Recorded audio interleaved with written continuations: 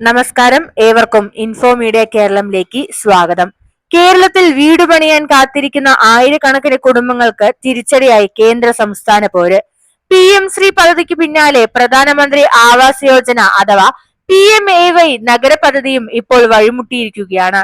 എന്താണ് ഈ തർക്കത്തിന് പിന്നിൽ? എന്തുകൊണ്ട് കേന്ദ്ര ഫണ്ട് ഇനി കേരളത്തിന് ലഭിക്കില്ല എന്ന് നമുക്ക് നോക്കാം. പ്രധാനമന്ത്രി ആവാസ് യോജന പദ്ധതിയുടെ കരാറിൽ ഒപ്പുവെക്കാൻ സംസ്ഥാന സർക്കാർ വിസമ്മതിച്ചതാണ് നിലവിലെ പ്രതിസന്ധിക്ക് കാരണം. കേന്ദ്ര സർക്കാരിന്റെ ഒരു പ്രധാന നിബന്ധനയാണ് സംസ്ഥാനത്തെ ചൊടിപ്പിച്ചത്. പദ്ധതി പ്രകാരം നിർമ്മിക്കുന്ന വീടുകളിൽ PMAY ലോഗോ നിർബന്ധമായും പതിപ്പിക്കണം.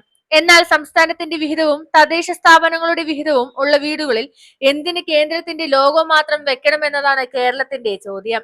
ഒരു വീടിന് നൽകുന്ന 4 ലക്ഷം രൂപ എങ്ങനെയാണ് വിഭജിച്ചിരിക്കുന്നതെന്ന് നോക്കാം. കേന്ദ്ര വിഹിതം 1.5 ലക്ഷം രൂപ, സംസ്ഥാന വിഹിതം 50,000 രൂപ, നഗരസഭാ വിഹിതം 2 ലക്ഷം രൂപ. ഈ സാമ്പത്തിക കണക്കുകൾ ചൂണ്ടിക്കാട്ടിയാണ് ലോഗോ പതിപ്പിക്കുന്നതിനെ സംസ്ഥാന സർക്കാർ എതിർക്കുന്നത്. ഈ തർക്കം മൂലം വലിയ പ്രത്യാഘാതങ്ങളാണ് ഉണ്ടാകാൻ പോകുന്നത്. ഫണ്ട് തടയപ്പെടും. രണ്ടാം ഘട്ടത്തിനായുള്ള DPR സംസ്ഥാനം സമർപ്പിച്ചിട്ടില്ല. അതിനാൽ കേന്ദ്ര ഫണ്ട് ഇനി ലഭിക്കില്ല.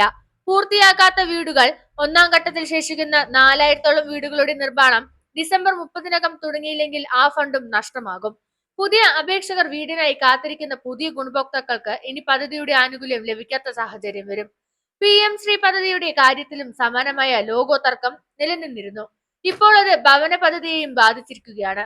രാഷ്ട്രീയ തർക്കങ്ങൾക്കിടയിൽ വീട് എന്ന സ്വപ്നം പാതി വഴിയിൽ നിലച്ചു പോകുന്നത് സാധാരണക്കാരായ ജനങ്ങൾക്കാണ്. ഈ വിഷയത്തിൽ നിങ്ങളുടെ അഭിപ്രായം എന്താണ്? കേന്ദ്ര ലോഗോ നിർബന്ധമാക്കണോ അതോ സംസ്ഥാനത്തിന്റെ വാദമാണോ ശരി? ഇതുപോലെയുള്ള ഇൻഫോർമേറ്റീവ് വീഡിയോസിനെ ചാനൽ സബ്സ്ക്രൈബ് ചെയ്ത് സപ്പോർട്ട് ചെയ്യുക. താങ്ക്